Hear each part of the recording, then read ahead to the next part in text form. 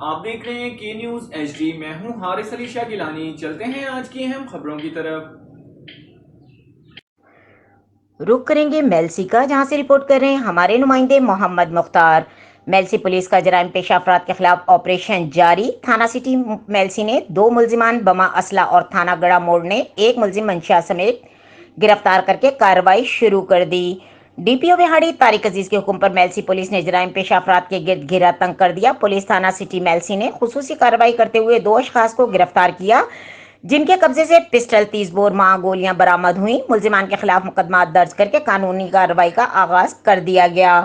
Police تھانہ گڑھا موڑ کی کارروائی میں بذریعہ چالو بھٹی شراب کشید کرنے والا منشیات فروش گرفتار، 90 لیٹر شراب، 20 لیٹر کاہن برآمد۔ مقدمہ درج کر کے قانونی کارروائی کا آغاز کر دیا گیا۔ مزید خبروں اور اپڈیٹس کے لیے ہمارے ساتھ رہیے گا۔ تب تک کے لیے اپنا خیال رکھیے گا۔ اللہ حافظ۔